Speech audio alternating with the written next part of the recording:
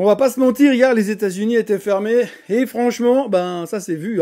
Il suffisait de jeter un œil aux indices européens pour comprendre à quel point la journée avait été passionnante. Et là, je vous dis passionnant avec toute l'ironie possible. On a quand même eu droit au PMI allemand qui montrait une soi-disant amélioration dans les usines, alors que dans la vraie vie, si on regarde les chiffres de la semaine dernière, le moral des boîtes et le moral des consommateurs reste quand même globalement au fond du trou. Bref, ça n'a pas suffi à réveiller quoi que ce soit ou qui que ce soit. Tout le monde attend que les Américains rallument le sapin, rallument la lumière aujourd'hui et reprennent le volant. En attendant, on reste tranquillement sur cette route quand même pleine d'embûches qui nous mène gentiment au 17 septembre. Parce que oui, on va beaucoup parler du 17 septembre. Heureusement, hier que Nestlé nous a quand même donné un petit peu d'excitation hier soir, au sens propre comme au figuré. Bienvenue dans ce Morning Bull Live, je suis Thomas Veillet et nous sommes le 2 septembre 2025.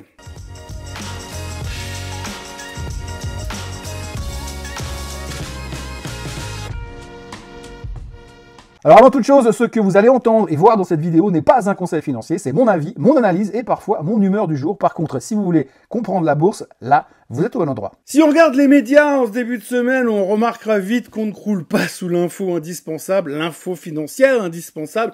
Les PMI sont pas trop mauvais, la France continue de se débattre dans son chaos politique, mais pour l'instant, tout ça est dans les prix. Enfin, sauf pour certains journaux anglais, le Telegraph, entre autres, qui nous ressortent un scénario catastrophe. Si Bayrou se plante le 8 septembre, on déclenche une nouvelle crise bancaire façon 2011. Alors, je sais pas s'il faut croire à ce genre de scénario, franchement, je suis pas sûr, mais il faut quand même avouer que ça aurait quand même un petit truc assez excitant. Ça aurait quand même une sacrée gueule, voir la France, qui est quand même dirigée par un type qu'on surnomme le Mozart de la finance, mettre le feu aux poudres d'une crise bancaire mondiale. Rien que pour ça, ça vaudrait le détour. La vérité, c'est que tout ce bazar politique français est déjà digéré par le marché, enfin pour l'instant bien sûr, mais les prochains jours risquent quand même de sentir le fromage qui pue. Et soyons clairs, les consultations en cours à Matignon, c'est que de la comédie, puisque les adversaires politiques veulent juste une chose, c'est piquer la place du calife à la place du calife, tout en sachant très bien quand même que devenir Premier ministre sous Macron Ier, c'est signer un contrat de kamikaze. Bref, le CAC a fait du surplace avec une hausse de 0,05%. L'Allemagne un peu plus joyeuse, plus 0,57%, qui était dopée par Rheinmetall, qui a annoncé qu'ils avaient assez de matières premières pour produire des armes pendant 5 ans, youpi, et qui au passage a signé un deal spatial avec les Norvégiens d'Andoya. En Suisse, le SMI a baissé de 0,09%, pas de drame, pas de fête, mais attention, Nestlé a mis le feu aux poudres après la clôture et là, ça risque de donner un petit peu de piment dans la journée d'aujourd'hui. Et si c'est pas du piment, ça sera de l'excitation. Chez Nestlé, on a décidé de mélanger le chocolat avec un petit peu trop de passion, justement. Résultat, Laurent Frex, le CEO depuis à peine 1 an, vient de se faire dégager comme un malpropre parce qu'il a confondu la gouvernance de Nestlé avec celle de Kinder Premium. C'est fort en chocolat. Une enquête interne a donc révélé qu'il entretenait une relation cachée avec une subordonnée directe. C'est fort en chocolat. Lui avait déjà juré il y a quelques mois en arrière que non, mais absolument pas. Mais visiblement, Cupidon avait d'autres preuves.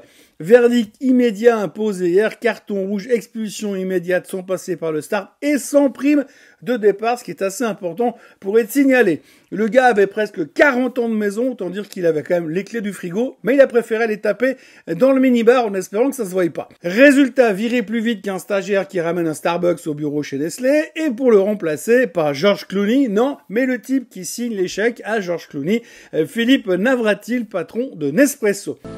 Nespresso. What else? Alors lui, ça fait 24 ans qu'il est dans la boîte, il connaît Vevey comme sa poche, et évidemment, il promet de continuer la stratégie inchangée. Traduction, on garde le cap, on croise les doigts, et on espère que le cours de bourse de Nestlé arrête de faire la taupe dans les sous-sols de la SWIX. De toute façon, les investisseurs n'étaient pas fous de Frex.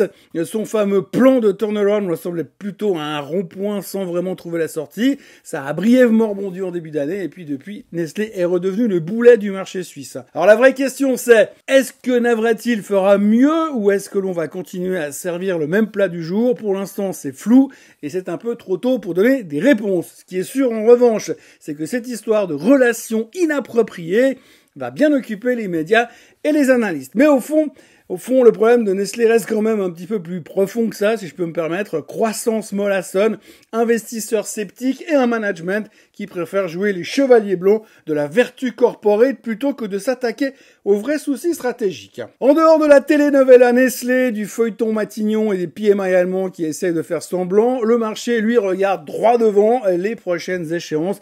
Et la première, c'est la fameuse décision de la Cour d'appel américaine qui a déclaré les tarifs douaniers illégaux. Alors attention, sur le papier, c'est énorme. Dans la vraie vie, tout le monde s'en fout pour l'instant. Tant que la Cour suprême n'a pas validé, ça reste une sorte de brouillon juridique.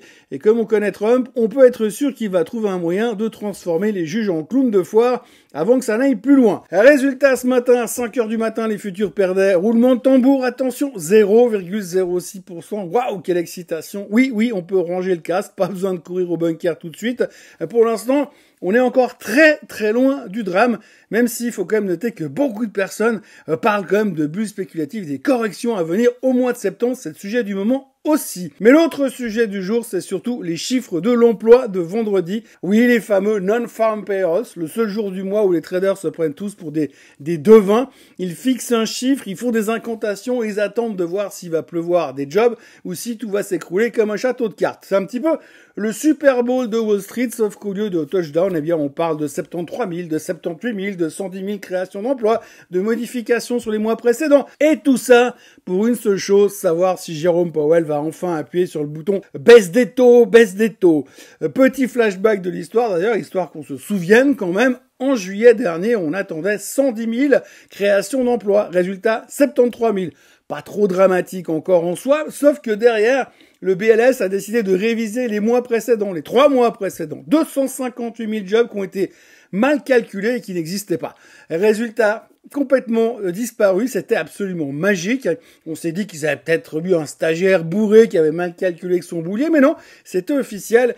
Chiffre bidouillé et validé quand même. Conclusion, le marché du travail américain est loin d'être aussi balèze qu'on veut bien nous le vendre depuis pas mal de mois. Et puis, la patronne du BLS, dans la foulée, s'est fait virer comme une malpropre parce que Papy Trump était pas content. Donc maintenant, pour août, les attentes tournent autour des 78 000. C'est pas un chiffre insurmontable, mais la moindre marge d'erreur va compter pour fixer le ton du mois de septembre. 2 scénarios, vous les connaissez. Tout d'abord, si le chiffre est faible, jackpot, la Fed sera obligée de baisser les taux en septembre et Wall Street s'envolera comme si on venait de lui injecter 3 litres de Red Bull. Parce que Red Bull, ça donne des ailes. Parce qu'aujourd'hui, soyons clairs, ce qui excite les marchés, c'est pas la croissance, c'est la perspective des taux plus bas. Et autre hypothèse, si le chiffre est correct ou trop solide, alors là, risque de douche froide, Powell pourra temporiser et les marchés, déjà accros aux liquidités gratuites, psychologiquement parlant, risquent de mal le prendre. Les conséquences en cascade, on les connaît. Le dollar, on le connaît, c'est l'éternel suceur de roue. Si il montera si c'est solide et il plongera. Si c'est pas bon, l'or, lui, il flambe déjà. Il a senti la Fed mollir en avance avant même que Powell parle. Il caracote déjà au plus haut historique ce matin. Et puis les actions, elles attendent un mauvais chiffre, juste un mauvais chiffre pour fêter ça, comme si la récession était soudainement une bénédiction. Oui, parce qu'elle permettra au moins de baisser les taux. Bref, vendredi, ce sera pas juste un chiffre, ce sera un test grandeur nature. Est-ce que l'économie américaine ralentit vraiment ou est-ce qu'on est juste face à une série de chiffres bricolés? Et surtout, est-ce que le nouveau patron du BLS aura les nerfs, pour rester poli, assez solides pour sortir un chiffre qui plaise à Trump sans avoir l'air de truquer les dés? Bon courage à lui. La vérité, c'est que personne n'en sait rien, mais une chose est sûre, vendredi, les NFP décideront si Wall Street peut continuer son rallye euphorique ou si on repart pour un mois entier d'angoisse existentielle. En Asie, ce matin, ça roupille un peu. Les investisseurs attendent aussi les NFP de vendredi, comme tout le monde. Du coup, le Japon et Singapour grappillent un petit peu. La Corée brille parce que son inflation est molle. L'Inde reste paralysée par les taxes américaines et l'Australie va pas super bien à cause de mauvais chiffres économiques. La Chine, elle fait du surplace après son rallye du mois d'août. On a dit hier, les PMI sont contradictoires. L'activité s'essouffle un petit peu et les stars de l'intelligence artificielle sont en mode prise de bénéfices ce matin. Bref, tout le monde regarde le doigt sur la gâchette en attendant vendredi. Honnêtement, ils auraient pu prolonger les bordels jusqu'au NFP. Ça nous aurait évité de meubler un petit peu dans le vide et de brasser de l'air. Et pendant ce temps-là, l'or, il fait son show, comme je vous le disais, un nouveau record tout à l'heure à 3 552 $ l'once, plus 34% depuis janvier. Les actions piétinent. Si on fait exception de l'IA, Trump continue de démonter la Fed à coups de tweets, mais le métal jaune, lui, ne tweete pas, ne ment pas et brille comme jamais. Ajoutez à ça une baisse des taux quasi assurée en septembre et un dollar qui vacille, et vous comprendrez largement pourquoi l'or est devenu la star du marché. Aujourd'hui, au niveau chiffre économique, on aura le CPI en Europe, le S&P Global Manufacturing PMI aux USA, le Construction Spending et l'ISM PMI pour occuper la galerie histoire de se chauffer avant le vrai match de vendredi. Bref, entre la France qui menace de rejouer 2011, Nestlé qui mélange sexe et chocolat et les marchés qui attendent vendredi comme un premier date Tinder, la seule certitude, c'est qu'on s'ennuie quand même pas mal. Et encore, là aussi, c'est pour rester poli. Alors on meuble, PMI, tweet de Trump, record sur l'or, pétrole qui se réchauffe, mais soyons honnêtes, le marché est dans une salle d'attente. Comme chacun sait, dans une salle d'attente, on finit toujours par tourner en rond et s'impatienter. Bonne journée à tous, on se retrouve demain pour relire un vieux magazine et répéter les mêmes histoires encore et encore, sauf si Trump décide de vraiment se fâcher avec l'un d'avant, ce qui, soyons sérieux, semble être en train de se produire à l'heure actuelle. En attendant, n'oubliez pas de vous abonner à la chaîne, de liker, de partager et de commenter. Et nous, on se retrouve demain à la même heure et au même endroit. Passez une excellente journée. Bye bye.